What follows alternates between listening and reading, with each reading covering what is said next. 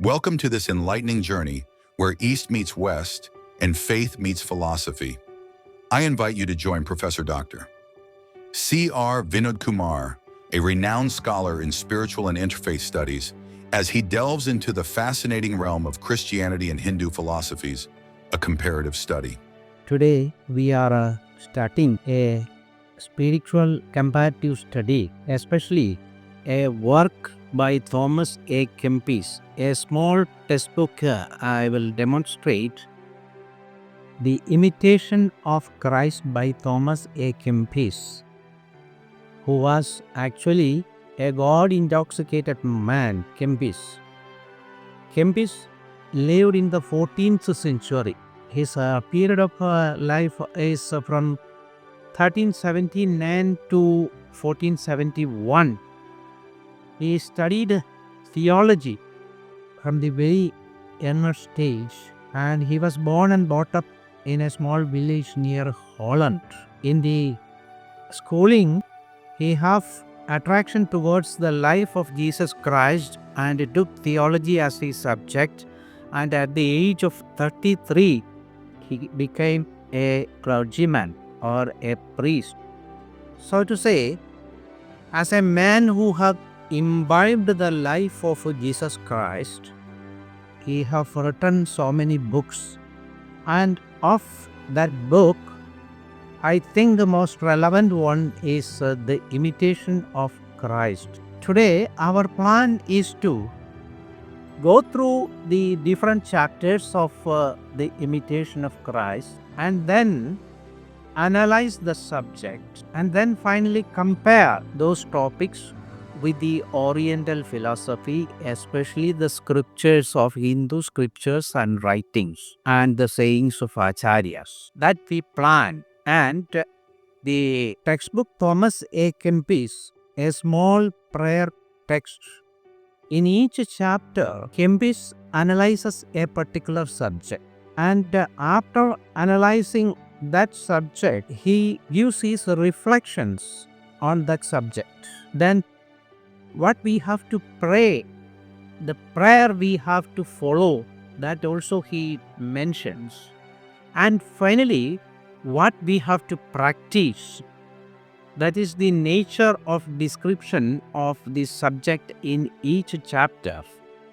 So our intention is, in the recent world scenario, there is conflict between various faiths and wars, atrocities.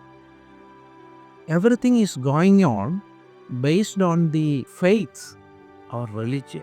But when we study the life and writings of Thomas A. Kempis and compare that with the Oriental philosophy, you can undoubtedly say that different sages in different parts of the world discuss one and the same thing, the concept about God, how to attain God, or how we can realize the God. This is actually the topic discussed in various scriptures, different methods they have advised us.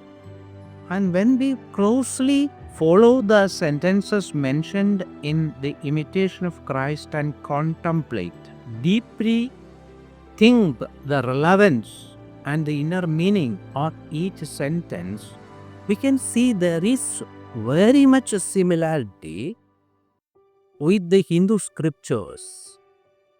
And why we are doing such a work here is, there is a saying in Hindu philosophy, Ekam Sad Vipra Babhutha Vadanti. The meaning is the Sat or the Brahman or the God, or what we say the finite or the Ishwar or Shiva, whatever it may be, in different connotations we will allow and so on. The concept is one and the same. Ekam Sad. Sad or God or that ever-providing entity is one and the same. Ekam Sad. Vipra. Vipra means those who seek for information about God, or those who are actually practicing spiritual path. That is Vipra. It's not a Brahmin or something, no relation with that. Eham Sat Vipra Bahudha Vadanti. In different parts of the world, those who are aspirants explained about the God or the Brahman or the total energy of this universe, whatever it may be, you can consider Brahman concept or the God concept as the creator of the whole thing, or Akila Anda Kodi Brahmanta Nayaka, what to say, the controller of everything. He is one and the same, but prophets or seers or the Brahmajnanis explain it in different forms and different ways. That is the only difference. And there is no chance for a conflict, or there is no relevance in arguing each other. So we can bridge this.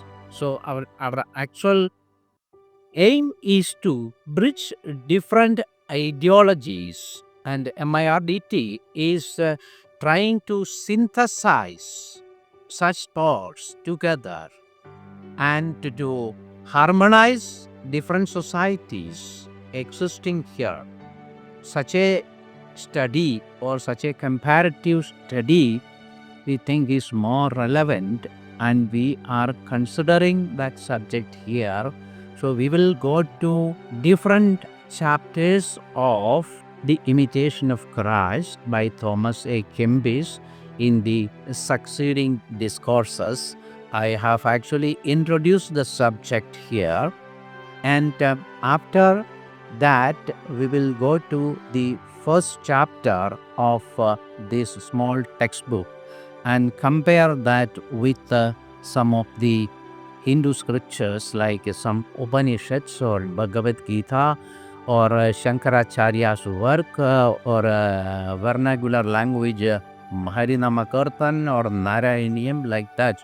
We compare the inner meaning of these slokas and try to have what we call the sadhana or a study of scriptures, as per Patanjali says in Yama and Niyama. One aspect is study the scriptures by ourselves. So that will be our objective of this type of series and talk. So thank you.